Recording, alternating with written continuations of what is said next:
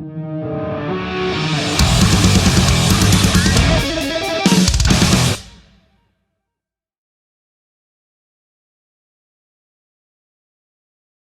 right, Cristina and Andrea, how are you guys today? We are doing really, really well. Yeah, we're doing great. We just arrived yesterday night, so we're excited for today. This is the last one of the good things, so it's a shame we should have done more. But Yeah. Well, I mean, you're still here for a few days.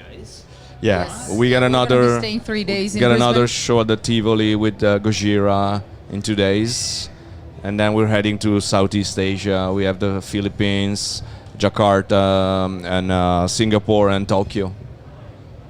Busy to wrap up the year, right? You're cramming Yeah. it all in. Like, where's it take you to? I mean, do you get Christmas off, or you just Yeah. straight Yeah, through? we arrived in Milano on the 20th, so just in time to celebrate Christmas with, with our relatives and friends. Mate, that's exciting. That's so exciting. Yeah, but we have a kind of a break afterwards, so in January we're gonna take it off till the end of the holidays, and then we start meeting and discussing for new record and stuff like that. So Wait. Wait. So, new record, hey? Like, Well, it's just the beginning. I mean, we collected, some stuff along the way Yeah. in these crazy years. And obviously, I mean, we released the Comalies XX, but we kept on working on other material as well. So from January, we're going to be starting to focus on putting everything together and work on that, because Comalies XX is there. We're happy with it, so we continue. It's incredible. Like, I've had this for like a million years, people. This 20 is- years, exactly. Yeah, look, and look, this one, Unleashed Memories here. I don't know if you can see it. It's sticky taped together. I've had it that long. It shows us some sign of Yeah. usage. That means you listen to it. Very happy about it. I love it. And you know what? Hearing those songs reimagined like the way they are, they are just incredible. How's the fans been taking it out there on the road, and what's been? yeah, You know, we have a very good taste of how they feel, because we did a show in Milan, in our hometown, about a month ago, a little over a month ago, and we played the entire new versions of the album plus some classic Lacunacoil songs, and it was a great show. So it was really, really intense, and the people, we were also a bit anxious, because obviously when you're gonna touch something so sacred for people, like their favorite record, their record when they found out about the band, or one of the first record they heard from the band, it's always hard to know what's, to the feelings of changing it. But it seems like they really loved it, so Yeah, it is crazy. Like, even in these gigs we're playing, we asked to the crowds, like, are you guys familiar with Comalies? And they were like, woo! Are you guys familiar with Comalies XX? Woo! Yeah. And it's crazy because, I mean, when you remake something that is a classic, it's always a risk. I mean, we knew that it was going to be cool, because we always treated Comalies with huge respect. It's the record that made us who we are right now, because he made us do the level up. Yeah. So we knew that it would have been, a cool tribute, but also something like a new record, because if you listen to it, if you're not very familiar with Comalies XX, it sounds like a new Lacunacoil record, and that's the cool thing about it. Do you sometimes jam on the old versions as well, or you reckon moving forward it's going to be the new? we're still talking about it, but I believe a song like Heaven's a Lie might be coming back also in its original shape, because it's the most famous songs out of that record and our first really big single of our career. So that, I think that could be worth to still be played in the original version. Maybe the rest of the songs, I like Swamp, for example. I think it's pretty close enough to the original version that you don't need to play the old one anymore. And even the other ones, we normally won't play any of those. So in this way, we have the chance to bring back more of the old stuff, and play, even if played in the newer versions.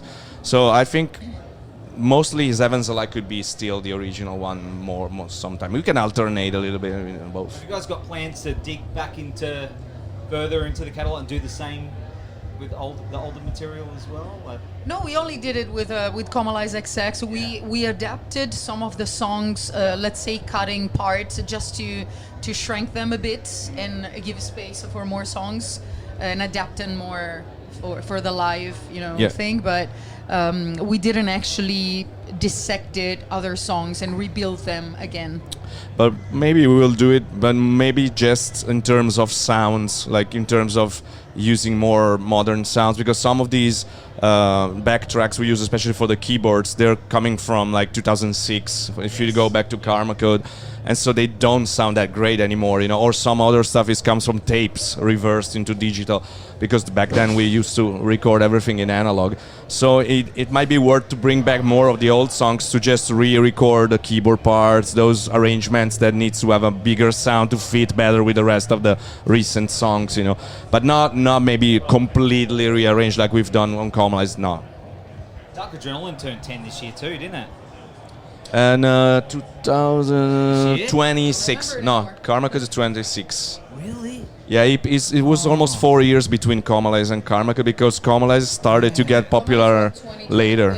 22. Dark Adrenaline though. No, Dark Adrenaline is more is That was recent. that's More 10 recent. years.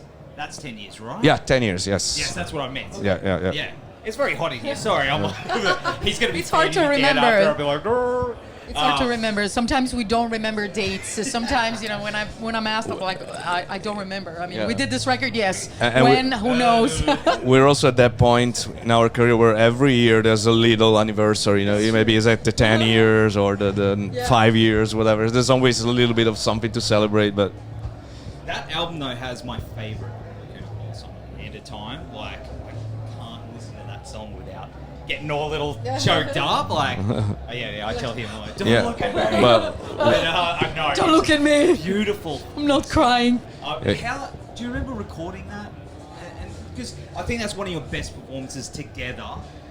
It's I think that at this point, as Andrea said, a lot of memories are like mixing up, because for some records we did them in the same studio with the same people, and then the process of a recording is pretty much the same. You wake up, you go to the studio, you record.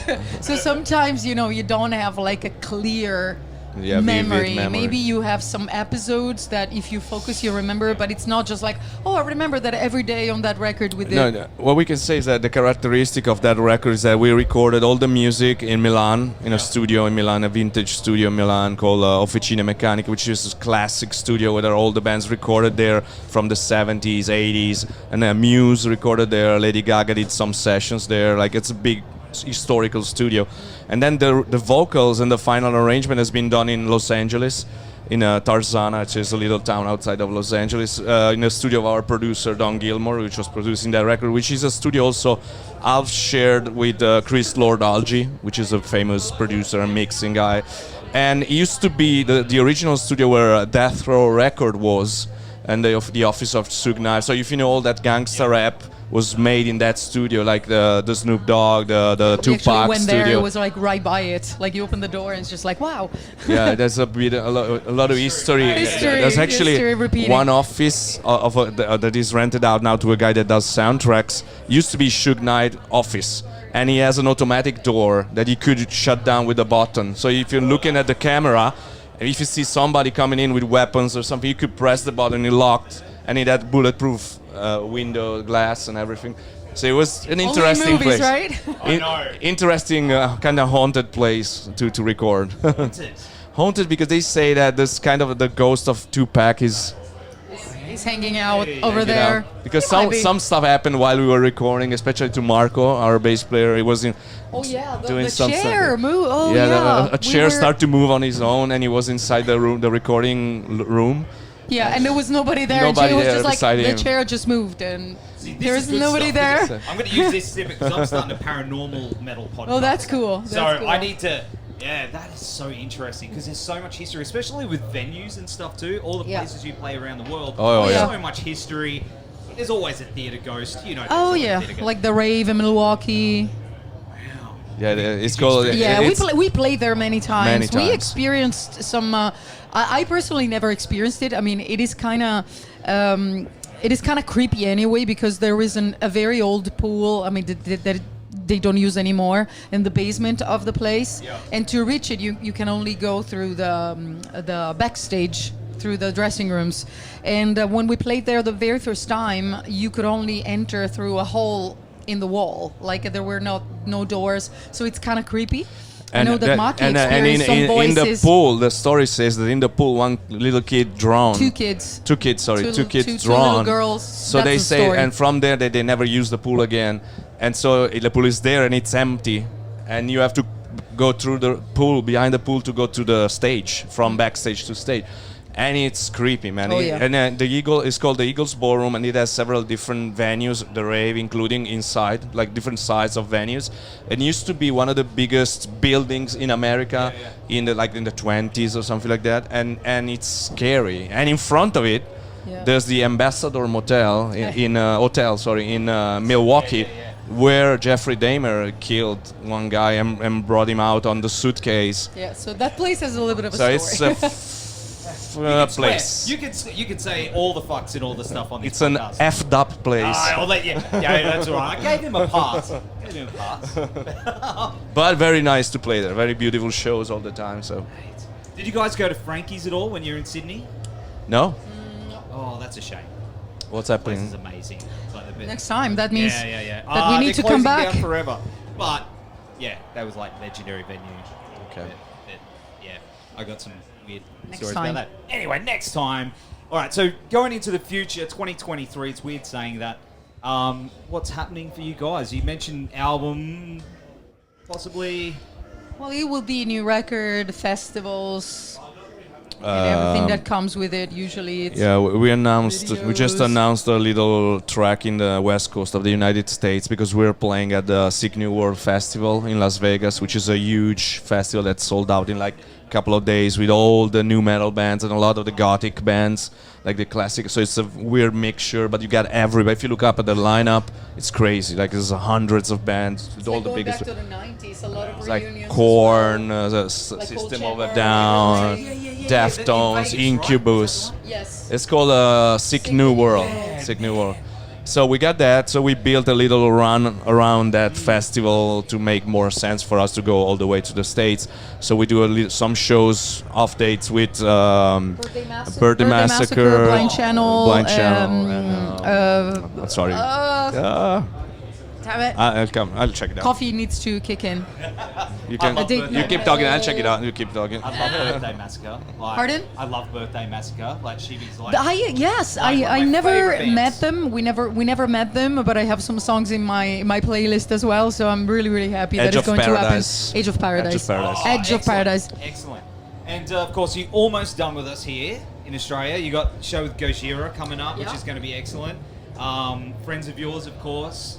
Yeah. You know, who else is on the lineup that you're going to be looking forward to playing with? In the We future? really want to see Bring Me the Horizon. Yes. I never see them live. So I mean, we it will toured be with them cool. in Australia actually, but when they were a little band, when they were beginning, they were still doing the deathcore kind of genre, and they opened up, and then we were on Gigant tour with Megadeth, Static X, Devil Driver, us, and Bring Me the Horizon was the opening band back then.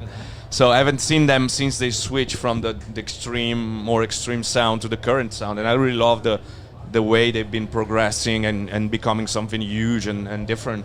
So we're going to be very curious to see them tonight. And if possible, Deftones. I mean, there are so many bands, but sometimes we can't in terms of time. We might be getting changed or doing And other stuff. I would like to see NoFX as well. I've never seen them. So. good times. And I'm an old school hardcore, like in the punk rock days and the skateboarding, so the Bad Religion and all that stuff. So I'm curious to see them as well. Exciting stuff. Thanks so much for hanging out on the show. Thank you. This is, look, as an old school fan, everyone knows this. I'm very appreciative that you took the time to hang out here and talk all things metal. And I really hope to see you guys again here very soon. Thank you very much. It was a pleasure. Thanks a lot.